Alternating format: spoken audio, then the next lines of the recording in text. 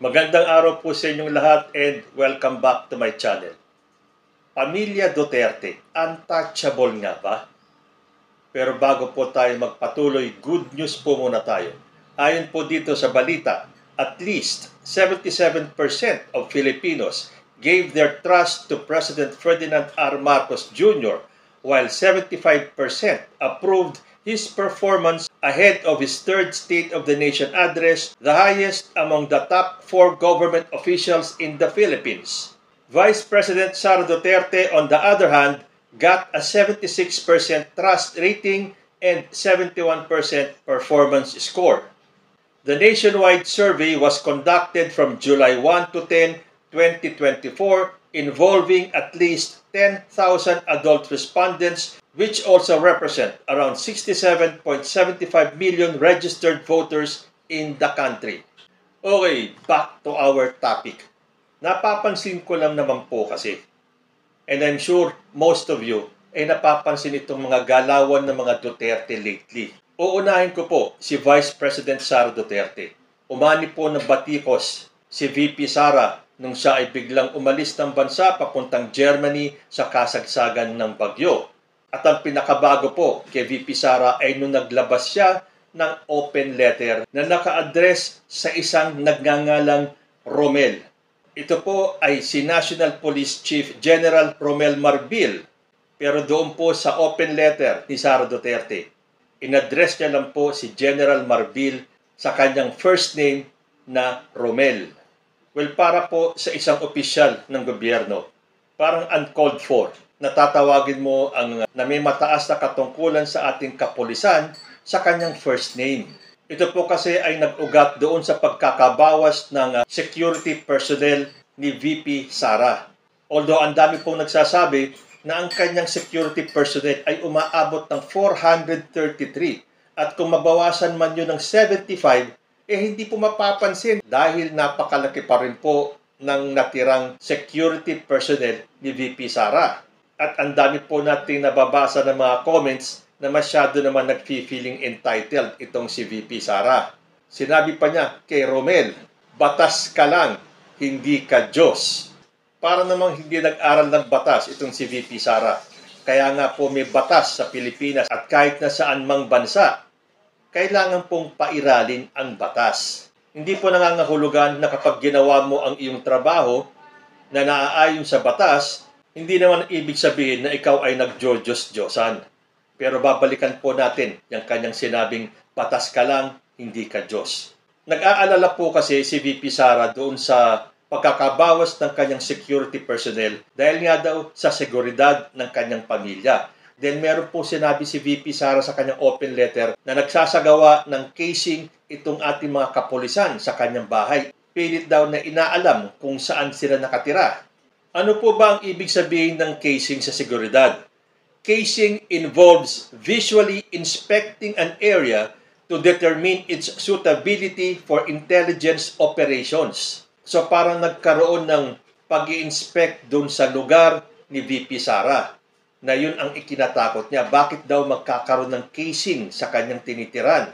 So yun po ang ikinabahala ni VP Sara. Baka may kaugnayan niya sa seguridad ng kanyang pamilya. Although nagsalita na po ang PNP at dininay nila yung casing na yan.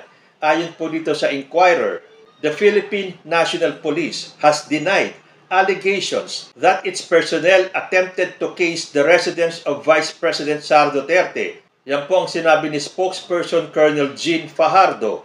In a social media post, Duterte claimed that PNP operatives attempted to case or loiter with no apparent lawful purpose around her residence and also tried to find the place she was renting. According to PNP leadership, there is no truth to this, sabi po ni Fajardo. So yan po ang dahilan ni VP Sara.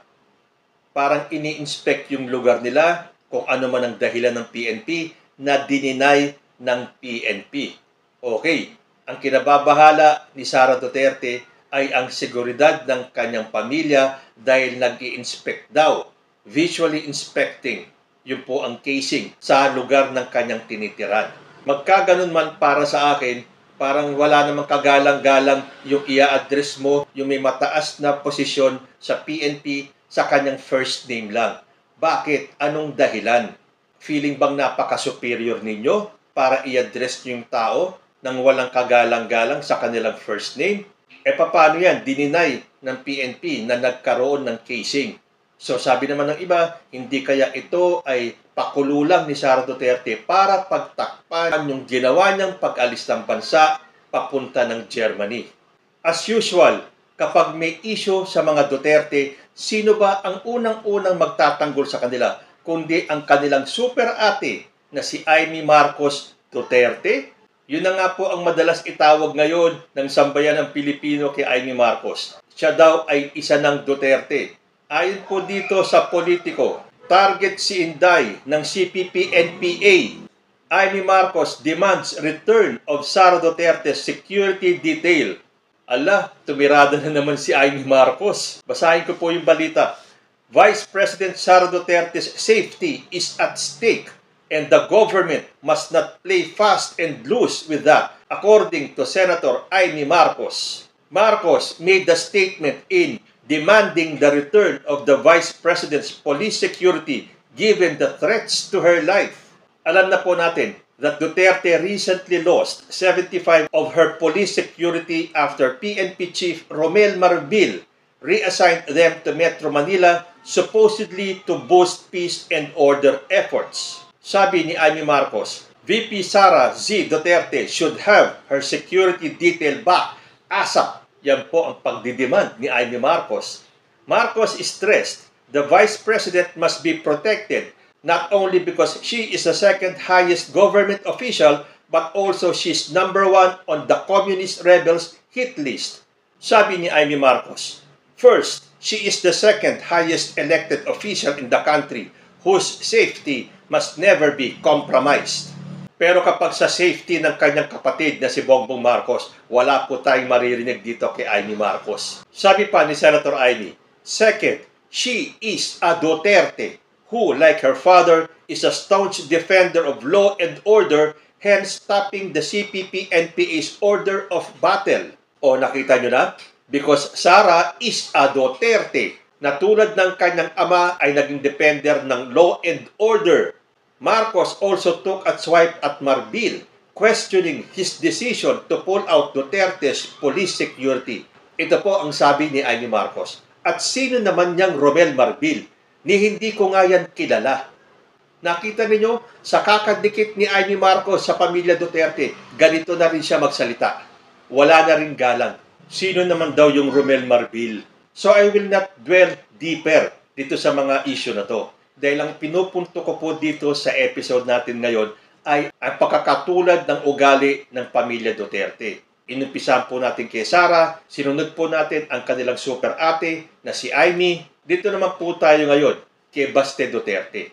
Kung napanood nyo na po yung interview kay Baste Duterte na gusto niyang sampalin si General Torres. Panoorin po natin ito. How maga ka? May sa baon ng tawhanan, kita sa baon na ko rin. Pag mo pala ni baon din ako ng mo rin ang usa na sa mga ambisyon o kinabuhi mga general nga. So nakita niyo na, magkakaparehas po sila ng ugali. Ang tataas ng tingin nila sa sarili nila. Para talaga silang high and mighty. Sila ay nakatungtong sa pedestal na sila dapat ang batas. Sila ang dapat masunod. Hindi mo dapat kantiin. Wala kang karapatan baguhin ang kanilang mga ginagawa sa Davao. Then alam ko nag-ugat ito sa mga pagbabago-bago ng mga opisyalis ng Davao eh. But again, sabi ko nga, I am not going to dwell on the issues. Ang gusto ko lang ipakita sa inyo, yung ugali nito mga Duterte. Bakit sila nagkakaganon? Bakit ang tingin nila sa sarili nila ay untouchable? Masyado naman yata silang entitled.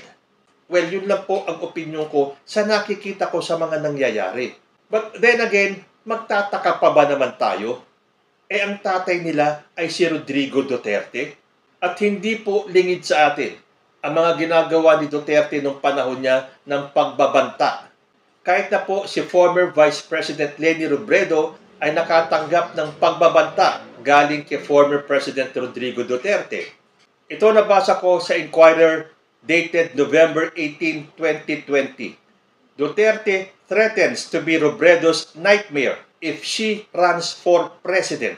So nung panahon pala bago mag-eleksyon, nung ang akala ng lahat ay tatakbong presidente si Sara Duterte, binalaan nitong si Rodrigo Duterte si Leni Robredo na wag niyang ambisyonin tumakbo bilang presidente. Bangungot ang aabutin ni Leni Robredo. So nung panahon na yon, ayon po sa Inquirer, President Rodrigo Duterte threatened to get in the way of Vice President Leni Robredo if she decides to seek the presidency in 2022. Sabi ni Duterte, "Next time, do not make a mistake or I will be forced to insult you because you are playing too much. Nagpapa-beauty ka. It's not the time for you. During the campaign, papaalis na ako. Sige, subukan mo. Matagal na ako, maraming gusto sabihin sa'yo. I-reserve ako. When you start your campaign, pag magtakbo ka ng presidente, waswasan kita ng gusto. This is your nightmare." So, magtataka pa ba naman tayo kung bakit kanyan umasta ang mga anak? Dahil po sa ama. So, nakita nyo yung statement ni Sara Duterte dito kay Romel Marbil, ang pagtatanggol ni Amy Marcos Duterte na nga ba siya sa issue ni Sara Duterte? Ayaw nga pala. Hindi po ba ang unang sinabi ni Sara Duterte ay nangangamba siya sa seguridad ng kanyang pamilya dahil ito mga PNP was casing their residence. PNP ang sinabi ni Sara Duterte. Pero pagdating sa pagtatanggol ni Amy Marcos, target daw si Sara Duterte ng CPP-NPA. Ano ba talaga? Ang PNP ba ang gumugulo kay Sara Duterte o itong CPP-NPA? Sabi ko nga sa inyo para lang maipagtanggol ni Senator Amy ang mga Duterte. Kahit na medyo off yung kanyang sinasabi, makahanap siya ng kahit na anong dahilan para lang ipagtanggol ang mga Duterte. Sa susunod, mag-usap kayo ni VP Sara, Senator Amy. Saan ba dapat matakot si VP Sara? Sa mga PNP o sa mga NPA? And lastly, nung sinabi ni VP Sara kay Romel na batas ka lang, hindi ka Diyos. Ano po ang latest pronouncement ni former President Rodrigo Duterte? Kung matatandaan po natin, nung sinabi ni former President na estupido ang ating Diyos, meron na naman po siyang panibagong pahayag tungkol sa ating Panginoon. Ito po ay may kaugnayan sa isang parte ng speech ni President Bongbong Marcos noong ang kanyang sinabi na ang kanyang style sa war on drugs ay dapat walang namamatay. Hindi kailangan may mamatay. Tingin ko ito ang sagot ni Duterte sa pahayag ni President Bongbong Marcos. Sabi po ni dating President, "I do not blame Mr. Marcos. He is a believer sa Diyos. Ako, naniniwala ako sa Diyos. Pero ang sinasabi ko sa Diyos, hindi mo ma-solve ito. I will do it my own way." Nakita nyo na ang kabastusan sa ating Panginoong Diyos. Hindi niya masisisi si President Bongbong Marcos doon sa sinabi ni President Bongbong na ang kanyang war on drugs ay wala dapat na exterminate, walang namamatay. Dahil daw naniniwala si PBBM sa Diyos. Si Duterte daw ay naniniwala rin sa Diyos. Kaya lang, sinasabi niya sa Diyos, hindi mo ma-solve ito. Ano ang hindi ma-solve ng ating Panginoon Diyos? Yung mga EJK? Yung war on drugs? So, dugtong pa ni Duterte, sinabi niya sa Diyos, hindi mo ma-solve ito. I will do it my own way. So, ano yung own way na sinasabi ni Digong? Yung EJK? Hindi po ba nanggaling mismo at inamin na yan ni Rodrigo Duterte na ang tanging kasalanan niya ay ang EJK? So, sinasabi niyang naniniwala din siya sa Diyos, pero naniniwala siya na hindi masosolve ng Diyos ang mga problema, lalo na pagdating sa war on drugs. So, gagawin ni Duterte. He will do it his way. So, kung ang sinabi ni Sara Duterte kay Romel, batas ka lang, hindi ka Diyos. Ano naman ang masasabi natin sa statement ni former President? Ikaw na ang batas, ikaw pa ang Diyos? So, ipinakita ko lang po sa inyo na para sa akin, nagtatanong ako, Bakit ganito ang asal ng pamilya Duterte? Feeling ba talaga nila entitled sila? Na sila na ang batas? Sila pa ang Diyos? Kayo po, ano ang masasabi ninyo? Comment lang po down below. At magbabalik ang usapang Tito Manny. Diyos ti Agnina.